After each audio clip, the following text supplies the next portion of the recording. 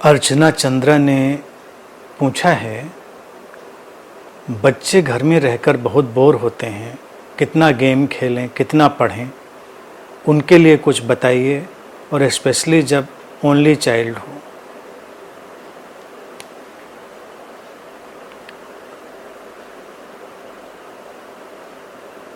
देखिए, बच्चों को भी सीखने का वक्त होता है और हमें बच्चों को उनकी अपनी जो कंडीशनिंग और प्रोग्रामिंग अब तक की रही है उससे आगे ले जाने का प्रयास करना चाहिए। वक्त का उतार चढ़ाव सभी के लिए होता है। अभी तक हमने चूँकि बच्चों को एक अलग ढांचे में बड़ा किया है, पाला है, बोरियत जैसी जो चीज़ें हैं बच्चों में होनी नहीं चाहिए, क्योंकि बच्चे नैसर्गिक ही प्रसन्न रहने के लिए डिज़ाइंड हैं।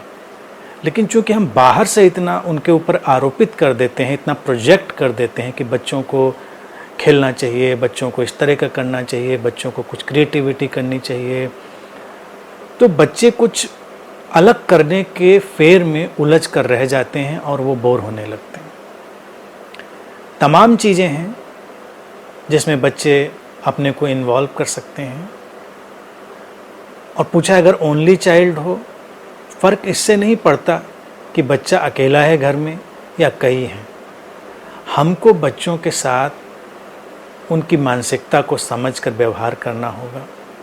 एक तो बच्चों के साथ एक मैत्री, उनके साथ हमको एक मित्रता स्थापित करनी होगी कि हम देखें बच्चे के अंदर क्या चल रहा है, वो क्या महसूस कर रहा है, उससे बात करें।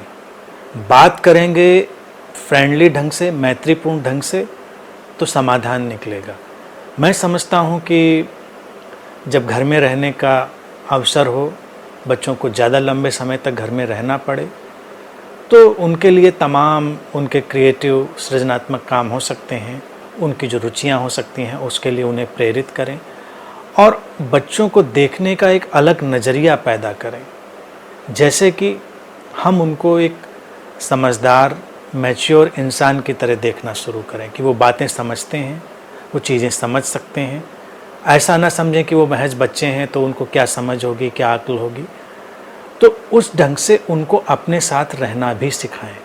देखिए, बच्चों की ट्रेनिंग में ये बहुत अहम चीज़ है। हम शुरुआत से बच्चों को इतना डिपेंडेंट बना देते हैं कि आगे की उनकी ज़िंदगी मुश्किल हो जाती है। प्राकृतिक रूप से ये उचित है कि बच्चों को आवश्यकता है माता पिता की, पेरेंट्स की, और एक अंतर्निर्भर ढंग से, इंटरडिपेंडेंट ढंग से ये परिवार और समाज चलता है। लेकिन फिर भी बच्चों को इस तरह से आत्मनिर्भर बनाने की चेष्टा सभी माता पिताओं को करनी चाहिए कि जब परिस्थितियाँ विषम हों, संकट हों, तो बच्चे अकेला ना अनुभव करें, अलग थलग ना अनुभव करें। उनको जीवन से संबंधित सारी चीज़ें आनी चाहिए, सर्वाइवल की सारी चीज़ें आनी चाहिए। जैसे मैं समझता हूँ प्रत्येक बच्चा, चाहे लड़का हो चाहे लड़की हो, उसको अपनी आवश्यकता अनुसार खाना बनाना आना चाहिए, उसको अपने कपड़े सारी चीज़ें करनी आनी चाहिए, धुलना आना चाहिए, उनको प्रेस करना आना चाहिए। अपने साथ होने का आनंद उसको लेना आना चाहिए कि हमेशा आनंदित होने के लिए दोस्तों की ज़रूरत नहीं, हमेशा खुश होने के लिए किसी खेल की ज़रूरत नहीं है। तुम अपने साथ बैठकर, अपने जीवन के साथ बैठकर भी आनंदित हो सकते हो। ये ट्रेनिंग हमको देनी पड़ेगी।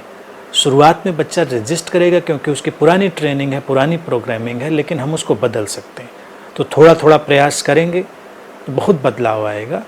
तो मैं समझता हूँ व्यवहारिक ढंग से प्रैक्टिकल रहते हुए चलें कि एक तो जितनी भी प्रैक्टिकल चीज़ें हैं वो सब सिखाएं, और सर्वोपरि उसको अपने साथ बैठना, इसको हम ध्यान कहते हैं।